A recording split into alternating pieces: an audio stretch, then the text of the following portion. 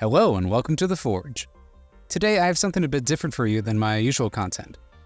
It's a project that started out as an exercise, but now has become a massive undertaking, and I'm very excited to finally share it with you guys. But before we jump into it, it's best I provide some context. Now, I'm a big fan of Dungeons and Dragons. I've been playing it with the same group of friends nearly every week for the past few years. And one of my favorite things to do in my free time is draw our characters. Now, the idea for this project came to me when I discovered Yoshi Yoshitani's Tarot of the Divine collection. I admired how she was able to make so many beautiful and distinct cards with the same color palette, and decided to give it a shot. I need to improve on my color theory, and saw this as the perfect opportunity. Then one thing led to another, and now I'm making tarot cards based on my group's D&D characters. Now, these 22 major Arcana cards are going to span 3 campaigns worth of characters. So I'm going to present them in campaign order for simplicity. This will take me several videos to complete, so please feel free to join me on this journey. The characters you'll be seeing for the next few videos are the Mistborn, no relation. Inspired by the game Ghost of Tsushima, this campaign spanned in nearly 3 years and was broken into 2 parts. So I'll do my best to sum up each character's story as concisely as possible. Alright, let's get into it.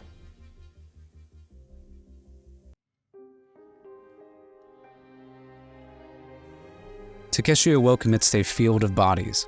The last thing he remembered was being cut down by an enemy soldier. But somehow, he was alive. He looked down to find the wound healed by what can only be described as a miracle. Why was he spared? He had to find out. After becoming a cleric of the Grave Domain, he joined the Mistborn in their mission to rid Jedi of the Mist. Perhaps this was his purpose for being resurrected. Being a former Hassin soldier, the group was hesitant to immediately trust him. They were insurrectionists, weren't they? Surely this strange traveler had ulterior motives. However, during their travels, Takeshi lent a soft and nurturing voice to the group, often engaging with a game of mahjong with his party members in their downtime. He was nothing like the stories of the Hassin. Perhaps those stories were in fact just propaganda brought on by the Civil War. After defeating a treacherous swordsman, Takeshi came into the possession of the legendary Black Blade. With it, his healing capabilities were bolstered, and he gained limited control over the mist. After defeating the sinister Renjiro, Takeshi and his fellow Mistborn used the Black Blade to seal the mist away for good and liberated Jedi from its 100-year curse. Having fulfilled his purpose, Takeshi said goodbye to his friends as his form faded back into the afterlife. Legends say his gentle presence now guides those who have passed to their final destination.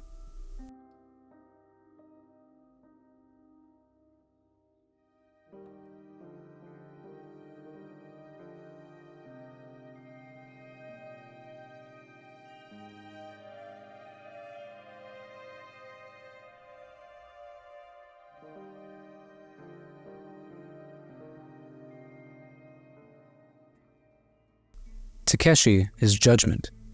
This card is referred to as a time of resurrection and awakening, a time when a period of our life comes to an absolute end, making way for dynamic new beginnings. The Judgment card is calling you to rise up and embrace a higher level of consciousness for the service of your highest good. You are experiencing a spiritual awakening and realizing that you are destined for so much more.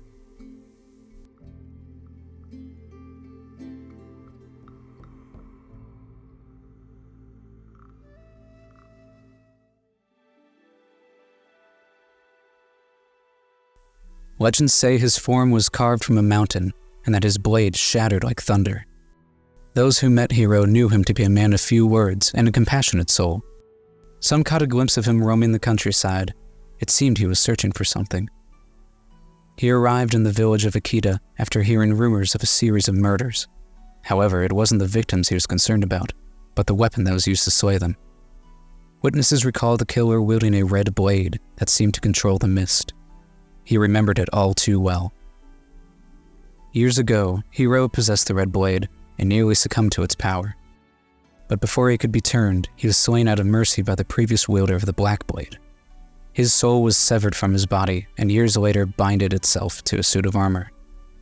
He joined the Mistborn to search for a way to get his body back, and secretly, to watch over the current wielder of the red blade. As a seasoned fighter and samurai, Hiro served as the group's muscle. He helped slay the tyrannical swordsman, liberating the Black Blade from its corruption. In their search for a way to get rid of the mist, they discovered it couldn't be dispelled, only contained. The only problem was finding a vessel large enough to contain it all. As the situation grew more dire, Hiro came to a decision. He told his friends to fill the suit. Sacrificing himself in the process, Hiro's armor became the container for the mist, and his soul was finally allowed to be at peace.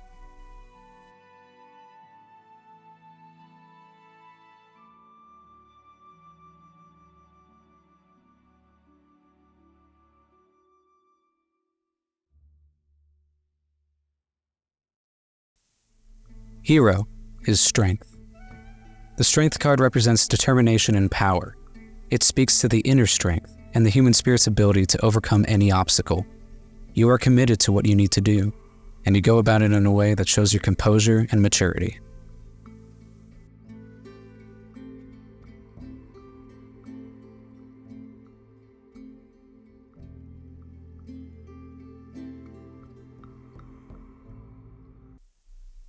Some say the burden of being a god is insurmountable. Sagon would disagree. After surviving the full onslaught of the mist, young Kirok was forever transformed. His memories were gone, and now had the powers of a storm sorcerer. A former student of the Asherai Academy, he took up the name Sagon, and used his abilities to bring miracles to small towns and villages. He claimed to be a god, and a gullible few believed him. He indulged in his followers' tributes, but had to find a way to gain even more admiration. He joined the Mistborn so that his deeds of valor could be spoken about throughout Jedi. Along their journey, however, he became humbled with the help of his companions. Coming into the possession of the legendary Thunder Mallets, Sagon aided in the banishment of the mist.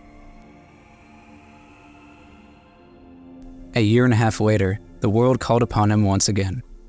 Venturing into distant lands outside of Jedi, Sagon and the remaining members of the Mistborn found themselves at war with the gods themselves, who sought to cull the world and start anew. They felled wicked gods, eventually making their way to the Prime Deity. In the final battle with the One Above All, Sagon was offered a deal. An entire universe of his own, where he could be a god, a true god. It was everything he would have wanted. But the sorcerer refused, striking him down and freeing the world from the rule of the Pantheon.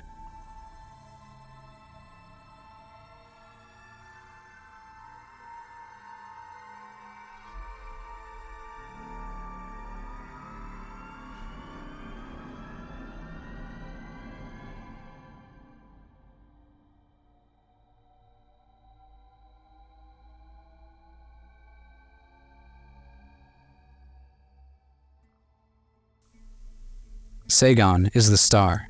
When the star card appears, you are likely to find yourself feeling inspired.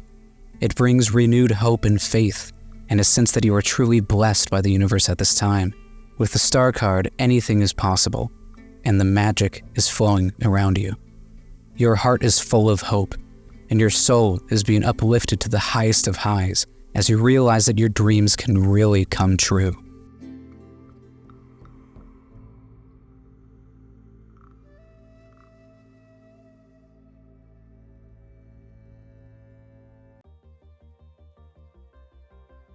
So that's the first batch of cards, Judgment, Strength, and the Star.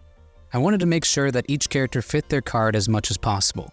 I had a lot of fun with these designs, as well as writing these short blurbs about each character. Tell me what you think of this new series in the comments below, and come back soon to see the rest of the cards. You know what to do. Like, subscribe, and have a wonderful day. Thank you for coming to the Forge.